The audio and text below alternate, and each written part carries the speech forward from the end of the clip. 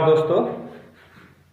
जैसा कि आपने मेरे बाकी वीडियोस जितने भी लोगों ने देखे हैं, मुझे उम्मीद है कि उन वीडियोस से आपको काफ़ी कुछ सीखने को मिला होगा और ऐसे ही आप वीडियोस को देखते रहिए। साथ ही मुझे बिल्कुल भी हताशा नहीं होती कि उसको 50 या 60 लोग ही देखते हैं या ज़्यादातर लोग देखते हैं, जबकि मेरा मकसद है कि मैं अगर खुद किसी चीज़ को पढ़ता हूँ तो वो जानकारी आप तक मैं पहुँचा पाऊँ। उसी के तहत मैं महाद्वीपों की एक श्रृंखला लेकर रोज़ आ रहा हूँ। अब आप यहाँ तक अगर मेरी बात सुन चुके हैं तो ज़रूरी मैंने उन चीज़ों पर गौर किया है जो आमतौर पर आप वीडियोस देखते हैं। उन वीडियोस में आपको पता होगा कि बहुत सी जानकारी मिल जाती है, तो आप ये सोचते होंगे कि इसमें क्या खास होगा। तो मैंने ऐसे मटेरियल्स को इस्तेमाल किया है, ऐसी ऐसी जानकारियाँ एकत्रित की हैं जिनके माध्यम से मैं आपको ये बता सकता हूँ कि आपको अभी क्या चाहिए और वो ऐसा क्या था जो अभी आपको नहीं मिला। उन सब की हमने एक श्रृंखला बनाई और इसमें कुछ ऐसा आपको डिफरेंट अवश्य मिलेगा जिसकी आवश्यकता हम सबको है। और परीक्षा के लिए भी कुछ रोचक तथ्य भी इसमें हैं, मृत घाटी के, साथ ही साथ साइलेंट वैली और बड़े सारे कैलिफोर्निया, बहुत सारी जानकारी आपको मैं आज देने वाला हूं। तो मेरा आपसे एक निवेदन है कि इस वीडियोस को पूरा देखिए, बड़ी महत्वपूर्ण भी है और इसमें बड़ी सटीक जानकारियाँ भी आपको नज़र आएंगी। आई होप अब हम स्टार्ट करते हैं। आज हम बात करने वाले हैं उत्तरी अमेरिका की। उत्तरी अमेरिका को एक नई दुनिया या नई खोज के नाम से भी जाना जाता है। अब उसकी वजह क्या है, थोड़ा सा हम ऐतिहासिक दृश्य पर भी नज़र रख लें। देखिए, उत्तरी अमेरिका बाकी जो भूभाग था उससे अलग था। इधर आप देखेंगे यूरोप है, इधर एशिया है, तो बीच में जब समुद्री रास्ता नहीं हुआ करता था, जब जहाज नहीं हुआ करते थे, तो एक ऐसी अनजान दुनिया थी। यहाँ पर कोई जा नहीं पाता था और यहाँ लोगों का आना जाना था ही नहीं। वो तो कोलंबस 1492 में गया था तो इस दुनिया के बारे में पता चला। उसके बाद यहाँ के संसाधनों पर, जलवायु पर जब गौर किया गया तो पूरा यूरोप यहीं आकर बस गया। और आप जितने भी गोरे लोग देखते हैं वो सब यूरोप के लोग हैं। यहाँ की जो मेन प्रजाति थी वो थी रेड इंडियंस। वास्तव में वो रेड इंडियंस इस सिडनी से आए थे, जो साइबेरिया का क्षेत्र था, रशिया का। बेरिंग जल संधि अलग करती है, ध्यान से देखिए, अलास्का पर्वतमाला उधर रशिया का हिस्सा है। पृथ्वी गोल है, तब आपको समझ में आ जाएगा। यहाँ से साइबेरिया में काफ़ी ठंड पड़ा करती थी उत्तरी रीजन में। हमने एशिया के चैप्टर में पढ़ाया था, दुनिया का सबसे ठंडा इलाका बर्फायास्क साइबेरिया के प्रांत में पड़ता है। यहाँ से जनजाति जो रेड इंडियंस थे वो यहाँ पर आए अलास्का और कनाडा के क्षेत्र में वो बसे। कनाडा में भी वही बर्फ थी, वही मौसम था, जिस वजह से वो कनाडा में भी सर्वाइव करने में उनको दिक्कत हो रही थी। काफ़ी ठंडे रीजन हुआ करते थे। तो कनाडा से ये लोग नीचे को उतरे और नीचे उतर के अमेरिका में उनको वो उपयुक्त जलवायु मिली, जहाँ पर शीतोष्ण जलवायु थी, थोड़ी गर्मी भी थी, सूरज की किरणें भी पहुँचा करती थी। उत्तरी क्षेत्र में तो सूरज की किरणें भी नहीं पहुँचती थी, ध्रुवीय इलाका था। तो तब जाकर के रेड इंडियंस यहाँ पर रहे, उनको गुलाम बनाकर, खदेड़ कर यूरोप वासियों ने अपने आप को यहाँ पर स्थापित किया। ये घटना सन 1500 के बाद की है। तब से लेकर अब तक रेड इंडियंस वहाँ पर मात्र जो वहाँ का विशेष जन समुदाय था वो गिनती का रह गया है। तो ये अमेरिका देखिए दुनिया का तीसरा सबसे बड़ा महाद्वीप है, चाहे आप बात क्षेत्रफल की करें चाहे आप जनसंख्या की करें। इसमें प्रमुखतः दो देश हैं, आप बड़े देश आप देख रहे होंगे, वैसे तो इसमें 29 देश हैं। दो बड़े देश हैं, कनाडा और USA, United states of America. America से तो सब परिचित हैं। कनाडा दुनिया का दूसरा सबसे बड़ा देश है आफ्टर रशिया। ये भी आपको मैं जानकारी दे दूँ, फैक्ट आप देखते जाइए, काफ़ी बड़ा क्षेत्र आपको नजर आ रहा होगा। कनाडा का ज़्यादा उत्तरी क्षेत्र वीरान है, पूरा बर्फीला इलाका है, छोटे छोटे द्वीप भी आपको दिख रहे होंगे, एक्चुअल में बर्फ की कुछ आइसलैंड। तो हम बात कर रहे थे कनाडा की। कनाडा में जो जनजाति रहती है वो एस्किमो कहलाती है। आपने सुना होगा इग्लू के जो घर बने होते हैं उनमें एस्किमो जनजाति निवास करती है। कनाडा के पूरब में आप देख रहे होंगे ये जो छोटे छोटे द्वीप हैं, ये बर्फ के ही टीले हैं जो आइसलैंड बन गए हैं। ऊपर ज़्यादा बर्फ है क्योंकि देखिए भूमध्य रेखा से काफ़ी ऊंचाई पर है, ये भूमध्य रेखा से ये काफ़ी अधिक ऊंचाई पर है, ध्रुवीय क्षेत्र है, तो बर्फ की जमी रहती है। इसके पूर्व में ग्रीनलैंड है जो दुनिया का सबसे बड़ा द्वीप है। आपने कई बार सुना होगा ग्रीनलैंड का नाम, दुनिया का सबसे बड़ा द्वीप ग्रीनलैंड यहाँ पर बसता है। अमेरिका के देखिए पूर्व में अगर आप देखेंगे तो अटलांटिक महासागर है, दुनिया का दूसरा सबसे बड़ा महासागर। यहाँ से कुछ धाराएं निकलती हैं। यहाँ देखिए विषुवत रेखीय गर्म जलधारा, समुद्री इलाका है तो गर्म जलधारा यहाँ से निकलेगी, भूमध्य रेखा से गर्म जलधारा निकलती है। वो जब फ्लोरिडा, ये अमेरिका के कुल 50 प्रांत हैं, 50 राज्य हैं अमेरिका में, उनमें सबसे दक्षिणवर्ती जो क्षेत्र है, इधर अगर आप देखेंगे दक्षिण में फ्लोरिडा है। फ्लोरिडा का जो शहर है मियामी, वो अमेरिका का सबसे दक्षिणी शहर है, परीक्षा में पूछा जाता है, ध्यान से सुन लेना, मियामी। तो यहाँ पर जो जब ये जलधारा पहुँचती है तो ये फ्लोरिडा की जलधारा कहलाती है। ये गर्म जलधारा जब फ्लोरिडा के किनारे पर पहुँचती है तो फ्लोरिडा की जलधारा कहलाती है। जैसे ही ऊपर जाती है तो खाड़ी प्रदेश आ जाते हैं, कैरिबियाई खाड़ी, इधर नीचे मैक्सिको की खाड़ी है। ये जो आप देख रहे हैं ना मैक्सिको की खाड़ी, ये संसार की सबसे बड़ी खाड़ी है, मैक्सिको की खाड़ी। इधर मैक्सिको देश भी है। तो फ्लोरिडा की जो जलधारा है उसके बाद ऊपर जाकर के गल्फ स्ट्रीम की धारा बन जाती है। देखिए ये दाईं तरफ ही घूमेगी, क्योंकि आपने कॉरियोलिस का नियम पढ़ा होगा कि हवाएं उत्तरी गोलार्ध में दाईं तरफ मुड़ती हैं, तो ऐसे जाकर के दाईं तरफ इसका टर्न होता है, तो गल्फ स्ट्रीम की धारा बन जाती है। ये गल्फ स्ट्रीम की धारा जब ऊपर बढ़ती है तो ऊपर से ध्रुवीय प्रदेशों से एक ठंडी जलधारा आती है। ठंडी जलधारा आती है ऊपर से लैब्राडोर से। उस जलधारा का नाम भी है लैब्राडोर की जलधारा। तो जब लैब्राडोर की जलधारा यहाँ मिलती है गल्फ स्ट्रीम की धारा से, तो बीच में एक धुंध सी छा जाती है गर्म और जलधारा के मिलने से। वहाँ पर बहुत ज़्यादा मत्स्य उत्पादन होता है, वहाँ पर मछली का बहुत ज़्यादा प्रोडक्शन होता है। उस जगह को उन बैंक को हम बोलते हैं, उस जगह को बोलते हैं न्यू फाउंडलैंड, जहाँ पर लैब्राडोर की ठंडी जलधारा गल्फ स्ट्रीम की गर्म धारा से मिलती है। वहाँ पर मौसम बड़ा ज़बरदस्त हो जाता है। देखिए यहाँ पर भी ठंडा इलाका था, लेकिन इन गर्म धाराओं की वजह से मौसम सुहावना हो जाता है, जिस वजह से ये जो धाराएं मिलती हैं, आपने ये पढ़ा ही होगा कि महाद्वीपों के पूर्व में गर्म जलधाराएं बहती हैं और पश्चिम में टर्न होकर आती है ना ऐसे, तो महाद्वीपों के पश्चिम में ठंडी जलधाराएं बहती हैं, जिनमें जलवाष्प की मात्रा बड़ा कम होती है, जिस वजह से महाद्वीपों के पश्चिमी भागों में रेगिस्तान पाए जाते हैं। मुझे नहीं पता आप कितने लोग देख रहे हैं, लेकिन जितने लोग भी देख रहे हैं, अगर आप कमेंट करेंगे, बड़ी महत्वपूर्ण जानकारियाँ हैं, मैं आपको देता भी रहूँगा। लेकिन मुझे आपसे उम्मीद है कि आप भी मुझसे कुछ मांगिए, आप पता करिए इन चीज़ों के बारे में और पूछिए क्यों महाद्वीपों के पश्चिमी भागों में मरुस्थल है। मैं पूरा वीडियो बना दूंगा, लेकिन मुझे आपके सपोर्ट की पूरी आवश्यकता है। तो ये न्यू फाउंडलैंड में मत्स्य उत्पादन होता है। ये बरमूडा ट्रायंगल का एरिया भी है, जहाँ पर आपने सुना होगा डेविल्स आइसलैंड, जहाँ पर जहाज गायब हो जाते हैं। अब हम देखिए पश्चिम की तरफ जाएंगे तो पश्चिम का क्षेत्र प्रशांत महासागर से घिरा हुआ है। प्रशांत महासागर दुनिया का सबसे बड़ा महासागर है। भूभाग की अगर हम बात करें तो ये इलाका जो मध्यवर्ती मैदान है, निचला इलाका है अमेरिका का, ज़्यादातर जनसंख्या यहाँ पर निवास करती है अमेरिका की। हम नई यूनिवर्सिटी की बात कर रहे हैं, न्यूयॉर्क, वॉशिंगटन, जॉर्जिया, ये कभी इंग्लैंड के अधीन हुआ करता था, ये इलाका फ्रेंच के अधीन था, बाद में मिसिसिपी मिसौरी बॉर्डर बना। हम आज भूगोल की बात कर रहे हैं तो भूगोल पर ही चलेंगे। अमेरिका जो इस महाद्वीप का सबसे महत्वपूर्ण देश है, यूएनओ की पावर भी है जिसके पास, और संसार का चौथा सबसे बड़ा देश है। सबसे बड़ा रशिया, कनाडा दूसरे पर है, यहीं पर देखिए कनाडा को भी आप, तीसरे पर चाइना, चौथे पर अमेरिका। कनाडा, चाइना, अमेरिका लगभग बराबर हैं, आप देखते जाइए। और अब मैं अगर इसके भौगोलिक परिदृश्य की बात करूं तो संसार की दूसरी सबसे बड़ी पर्वतमाला रॉकी पर्वतमाला अमेरिका से होते हुए जाती है कनाडा की तरफ। देखिए अमेरिका और कनाडा को 49 डिग्री अक्षांश रेखा काटती है बराबर। अमेरिका और कनाडा का बॉर्डर देखिए, ये बॉर्डर एक सीधी रेखा है 49 डिग्री, लेकिन यहाँ पर स्वतंत्र व्यापार है। इन दोनों देशों के बीच काफ़ी अच्छे संबंध हैं और बॉर्डर नाम का ही है। आप कई बार यूसी व्यूज में भी देख लीजिए, आप इनका बॉर्डर दिख जाएगा आपको, 49 डिग्री देख रहे हैं आप। और रॉकी पर्वतमाला, एंडीज पर्वतमाला दुनिया की सबसे बड़ी पर्वतमाला है जो दक्षिण अमेरिका में है।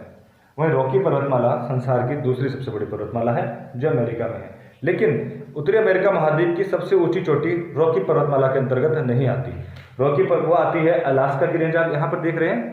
अलास्का ये रीजन जो यूएसए ने कब्जा कर रखा है, यहाँ पर एलियन को घुमाया जाता है, इसका अनुसंधान केंद्र बना रखा है। इसको लेकर बड़ा विवाद है रशिया और अमेरिका के बीच, किसका ये क्षेत्र है, क्योंकि यहाँ पर बॉर्डर रशिया का लगता है, ये साइबेरिया है, तो यहाँ पर बड़ा विवादित ये क्षेत्र है। यहाँ पर यूएफओ बड़े सारे अनुसंधान केंद्र हैं, आपको एलियन ढूंढने हैं तो पहुँच जाइए अलास्का के रेंज में। यहाँ पर अलास्का नाम की पर्वत रेंज है, माउंट मैकिनले उत्तरी अमेरिका महाद्वीप की सबसे ऊंची चोटी है, जबकि रॉकी पर्वतमाला की सबसे ऊंची चोटी माउंट एल्बर्ट है। माउंट एल्बर्ट ये 49 डिग्री का बॉर्डर बनाते हुए, आप ये देख रहे हैं झीलों का इलाका, ये सारी झील आप देख रहे हैं, Great Bear, Great Slave, Athabasca, Winnipeg, ये तो कनाडा में है, और ये बॉर्डर बनाती है 4 झीलें। चलिए हम थोड़ा सा, अगर हम पढ़ रहे हैं अमेरिका के बारे में तो इनके बारे में भी जान लेते हैं। ये पहले वाली जो झील आप देख रहे हैं, इस झील का नाम है लेक सुपीरियर। ध्यान से सुनिए, सुपीरियर ताजे पानी की सबसे बड़ी झील है। ध्यान से सुनिए, लेक सुपीरियर ताजे पानी की सबसे बड़ी झील है। और मैं आपको बता दूं, ये ताज़ा पानी या मीठा पानी, इस सारी झीलें, Great Bear, Great Slave, Athabasca, Winnipeg और ये पांचों झीलें सब ताजे पानी की ही हैं। ये सब मीठे पानी की हैं। अब क्योंकि आइसलैंड है, समुद्र के अंदर है, किनारे पर तो नहीं है। एक किनारे पर है great salt range, great salt lake, great salt lake, वो नमकीन है, वो बॉर्डर पर है। फिलहाल प्रमुख जो झीलें हैं उनके बारे में हम बात कर रहे थे। बॉर्डर पर देखिए, अमेरिका और कनाडा के बॉर्डर पर ये 5 झीलें। सुपीरियर, ह्यूरोन, देखिए सुपीरियर, ह्यूरोन और ये है मिशिगन, नीचे को जो लटक रही है मिशिगन, सुपीरियर, ह्यूरोन और मिशिगन। मैं आपको एक बात और बता दूं कि जो सुपीरियर है सबसे बड़ी झील है, सुपीरियर और ह्यूरोन के बीच जो नहर है उसको हम बोलते हैं सू नहर। ध्यान से सुनिए, परीक्षा में आईएएस लेवल पर सवाल पूछे जाते हैं कि इन नदियों, इन जो झीलें हैं इनके बीच में कौन कौन सी नहरें बहती हैं, तो आप इसको ध्यान से सुनते भी जाइए। तो ये सुपीरियर और ह्यूरोन के बीच में जो झील है उसका नाम है सू। ह्यूरोन झील के बाद देखिए, ह्यूरोन से नीचे आप जा रहे हैं, ह्यूरोन से नीचे आप जाएंगे इरी, इरी एक और झील है। इनके नाम आपको बता दो एक बार में, superior, Michigan, Huron, eri, Ontario. फिर से बता देता हूँ, सुपीरियर, ह्यूरोन, इरी, ओंटारियो और ये मिशिगन। मिशिगन अमेरिका में है, बाकी 4 बॉर्डर पर हैं। सुपीरियर और ये ह्यूरोन के बीच में है सू नहर, ह्यूरोन और इरी के बीच में है इरी नहर, इरी नहर आप ध्यान से सुनिए। और इरी और ओंटारियो के बीच में है, इरी और ओंटारियो के बीच में एक जलप्रपात भी है जिसका नाम नियाग्रा है, वो बड़ा प्रसिद्ध है नियाग्रा। अगर हम बात करेंगे नहर की, तो इरी और ओंटारियो के बीच वोलैंड, वोलैंड, VOLAND, वोलैंड नहर बहती है। और ये है आपकी मिशिगन। देखिए ये 5 झीलों का इलाका ग्रेट लेक एरिया कहलाता है। यहाँ पर अमेरिका की सारी अर्थव्यवस्था टिकी है, क्योंकि मिशिगन के किनारे शिकागो, गैरी, बहुत ये औद्योगिक क्षेत्र बसे हैं। सबसे बेस्ट जलवायु यहीं पर मिलती है। और यहाँ पर आप देखेंगे कि मक्का बहुत ज़्यादा होता है, खेती के लिए चारागाह मिलेगा इस क्षेत्र में, ज़बरदस्त चारागाह। और सिर्फ चारागाह ही नहीं, आप देखिए यहाँ पर जो ये क्षेत्र है कृषि के लिए बड़ा प्रसिद्ध है। संसार में सबसे ज़्यादा मक्के का प्रोडक्शन यहीं पर होता है, यानी अमेरिका में। और ये पूरा इलाका, जो ये झील का इलाका आपको दिख रहा है ना, ये कहलाता है प्रेरीज का मैदान। झीलों की वजह से ही ये क्या कहलाता है, प्रेरीज का मैदान। आपने परीक्षा में कई बार पूछा होगा कि स्टेपीज, हमने स्टेपीज की यूरोप में बात करी, जिसको पुस्ताज बोलते हैं हंगरी में, यूक्रेन में उसको स्टेपी बोलते हैं।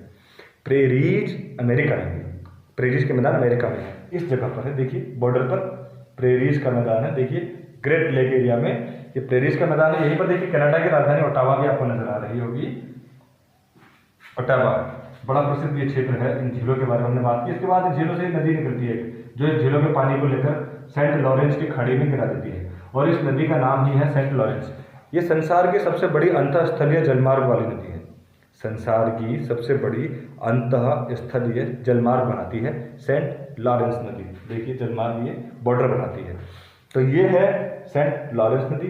ये 5 अगर आप झील देखेंगे, ये भी 4 झील जो कनाडा में है, ये भी मीठे पानी की झील है। अथावस्का जो झील है, सबसे ऊपर से आपको बताता हूँ, ग्रेट बियर, ग्रेट स्लेव, अथावस्का। अथावस्का झील के किनारे है यूरेनियम सिटी, यूरेनियम सिटी। वहीं विनिपेग झील के किनारे है विनिपेग शहर, और विनिपेग शहर को कहा जाता है संसार की गेहूं की मंडी। क्या? संसार की गेहूं की मंडी। अब आप सोच रहे होंगे गेहूं की मंडी। दोस्तों मैं आपको बता दूं कि जो गेहूं है वो शीतोष्ण जलवायु का पौधा है। शीतोष्ण मतलब ठंडी जलवायु का, जहाँ पर ठंडी जलवायु होती है वहीं पर गेहूं होता है। चावल गर्म है, ध्यान से सुनिए। तो ऐसी जलवायु में गेहूं का उत्पादन बहुत अच्छा होता है। कनाडा के बारे में देखिए ज़्यादा जानकारी देने से, देखिए यहाँ पर हडसन की खाड़ी है बिल्कुल अंदर, और ये ग्रेट बेसिन की खाड़ी है, बेफिन। देखिए यहाँ पर ग्रेट बेसिन का रेगिस्तान है, ग्रेट बेसिन का रेगिस्तान यहाँ पर। ठीक, आप चीज़ों को देखते भी जाइए और समझते भी जाइए। अब मैं आपके सामने बात करूँगा अमेरिका के जो प्रमुख शहर है, न्यूयॉर्क जहाँ पर ज़्यादातर मुख्यालय हैं। यहाँ पर है देखिए किनारे पर वाशिंगटन DC जो अमेरिका की राजधानी है, वाशिंगटन DC की राजधानी है डिस्ट्रिक्ट कोलंबिया। अमेरिका में कुल 50 प्रांत हैं। आप सुन पा रहे हैं, अमेरिका में कुल 50 प्रांत हैं। सबसे बड़ा प्रांत है टेक्सास सबसे बड़ा प्रांत है। देखिए आपको पश्चिम में दिख रहा होगा कैलिफोर्निया। मैं थोड़ा सा इधर आ जाता हूँ आपको दिखाने के लिए। पश्चिम में आपको दिख रहा होगा कैलिफोर्निया।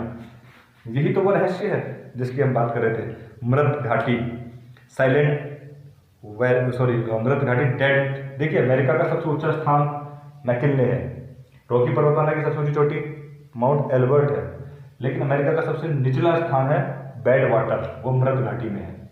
बैड वाटर मृत घाटी में। देखिए कैलिफोर्निया, यहाँ पर एक जनसंख्या का वास अमेरिका में इधर है और थोड़ा इधर है, बीच में ज़्यादा जनसंख्या नहीं रहती। तो हम बात करते हैं मृत घाटी की। ये एक्चुअल में मोजाम्बिक मरुस्थल का एक हिस्सा है, मोजाम्बिक मरुस्थल का। आपने संसार के सबसे गर्म स्थानों के बारे में सुना होगा, त्रिपोली, जैकोबाबा। क्या आप इस सच्चाई से भी जानकार हैं कि संसार का सबसे गर्म स्थान मृत घाटी भी हो सकता है, अमेरिका में, जो ठंडा इलाका है। जी हाँ, मृत घाटी बड़ा रहस्यमय जगह है।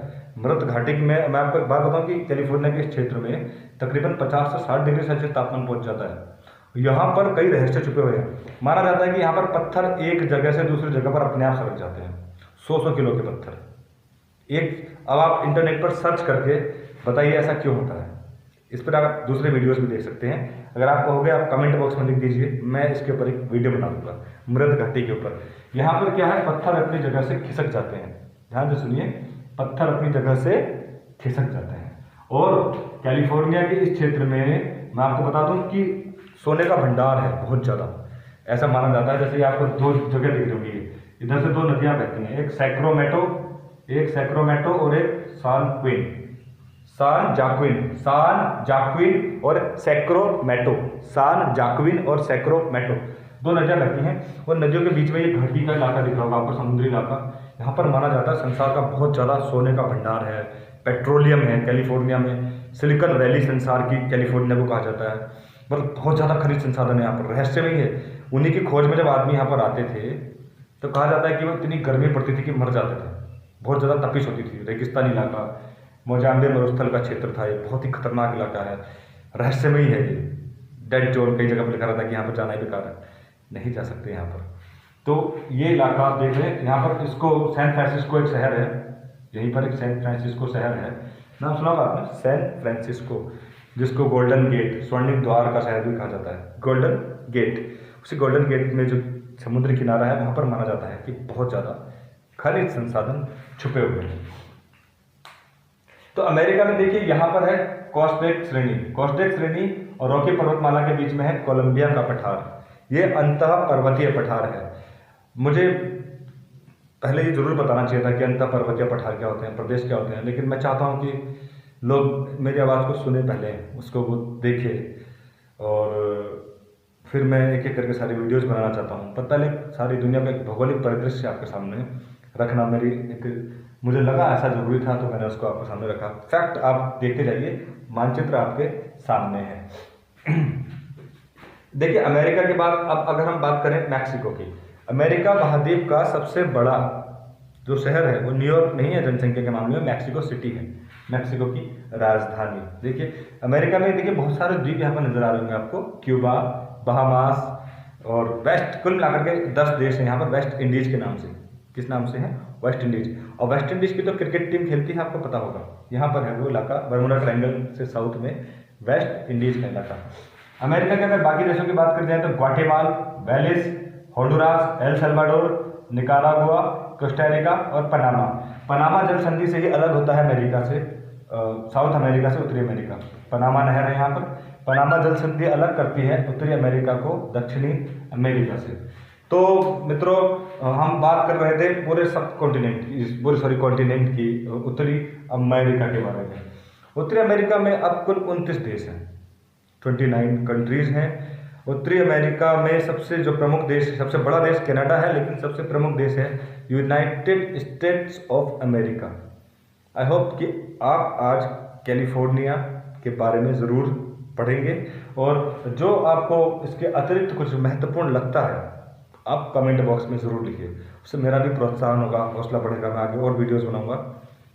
और आज मैं आपके लिए एक सवाल ज़रूर छोड़ूंगा, मैं आपके लिए एक सवाल छोड़ूंगा कि आपको ये बताना है